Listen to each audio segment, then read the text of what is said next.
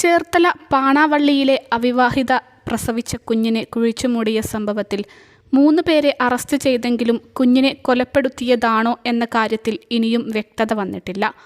കുഞ്ഞിനെ പ്രസവിച്ച പാണാവള്ളി പഞ്ചായത്ത് 13-ാം വാർഡിലെ യുവതിയും കാമുകൻ തകഴി വിരുപ്പാല രണ്ടുപറ പുത്തൻപറമ്പ് തോമസ് ജോസഫ്, ഇയാളുടെ സുഹൃത്ത് തകഴി കുന്നുമ്മ ജോസഫ് ഭവനിൽ അശോക് ജോസഫ് എന്നിവരുടെ അറസ്റ്റാണ് രേഖപ്പെടുത്തിയത്.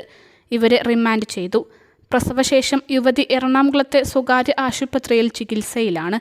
മജിസ്ട്രേറ്റ് ആശുപത്രിയിലെത്തിയാണ് ഇവരെ കൊട്ടാരക്കര ജയിലിലേക്ക് റിമാൻഡ് ചെയ്തത്. തൽക്കാലം ആശുപത്രിയിൽ തുടരും.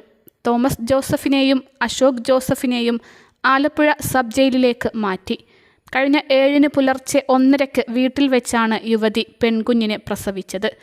കുഞ്ഞിൻ്റെ മൃതദേഹം തകഴി കുന്നുമ്മയിൽ പാടശേഖരത്തിൻ്റെ പുറംബണ്ടിൽ കുഴിച്ചിട്ട നിലയിൽ കണ്ടെത്തിയിരുന്നു. ആലപ്പുഴ മെഡിക്കൽ കോളേജ് ആശുപത്രിയിൽ പോസ്റ്റ്മോർട്ടത്തിന് ശേഷം യുവതിയുടെ ബന്ധുക്കൾ തിങ്കളാഴ്ച മൃതദേഹം ഏറ്റുവാങ്ങി വലിയ ചുടുകാട് ശ്മശാനത്തിൽ സംസ്കരിച്ചു. കുഞ്ഞ് എങ്ങനെ മരിച്ചുവെന്നതിൽ വ്യക്തത വന്നില്ല. ഭാരതീയ ന്യായ സംഹിത 93, 3, 91, 94, 258 വകുപ്പുകൾ, ജുവനൈൽ ജസ്റ്റിസ് ആക്ട് എന്നിവ പ്രകാരമാണ് കേസ്. 12 വയസ്സിൽ താഴെയുള്ള കുഞ്ഞുങ്ങളെ അച്ഛനും അമ്മയും ചേർന്ന് ഉപേക്ഷിക്കുക, ഇതിന് മറ്റുള്ളവരുടെ സഹായം തേടുക തുടങ്ങിയവയ്ക്കെതിരെയുള്ള വകുപ്പുകളാണ് ചേർത്തിരിക്കുന്നത്. പോസ്റ്റ്മോർട്ടം റിപ്പോർട്ടിലെ വിവരപ്രകാരം വകുപ്പുകൾ കൂട്ടിച്ചേർക്കും. അതിൻ്റെ വിശദാംശങ്ങൾ ലഭിച്ചാലേ കൂടുതൽ എന്തെങ്കിലും പറയാൻ കഴിയൂവെന്ന് പൂച്ചാക്കൽ SHO NR ജോസ് പറഞ്ഞു. കുറ്റകൃത്യത്തെ സംബന്ധിച്ച് കൃത്യമായ നിഗമനത്തിലെത്താൻ കഴിഞ്ഞിട്ടില്ല.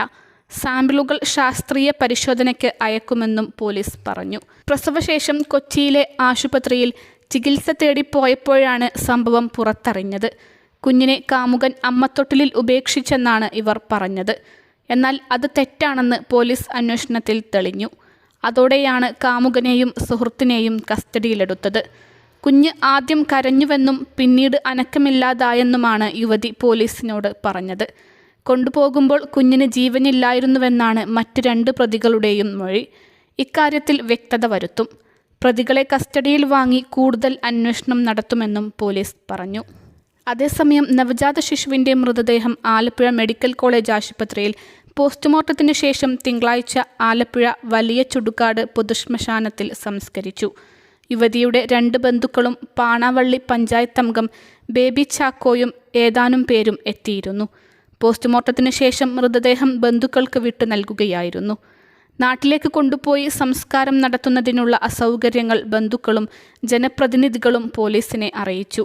തുടർന്ന് തിങ്കളാഴ്ച 3 മണിയോടെ സംസ്കരിച്ചു.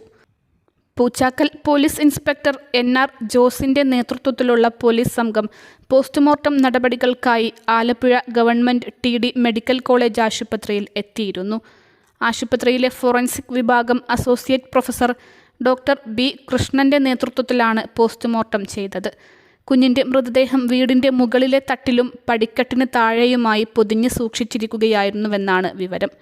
വയറുവേദനയുമായി യുവതി ആശുപത്രിയിൽ ചികിത്സ തേടിയപ്പോൾ ഡോക്ടർമാർക്ക് പ്രസവിച്ചതായി സംശയം തോന്നുകയായിരുന്നു. തുടർന്ന് പോലീസിൽ അറിയിച്ചു. ഇവരുടെ അന്വേഷണമാണ് പ്രതികളിലേക്ക് എത്തിച്ചത്. ഫോറൻസിക് സയൻസ് കോഴ്സ് കഴിഞ്ഞയാളാണ് യുവതി. കാമുകൻ തോമസ് ജോസഫ് ഹോട്ടൽ മാനേജ്മെൻറ്റ് പഠിച്ചിട്ടുള്ളയാളാണ്. രാജസ്ഥാനിൽ പഠിക്കുമ്പോഴാണ് ഇവർ പരിചയപ്പെടുന്നത്.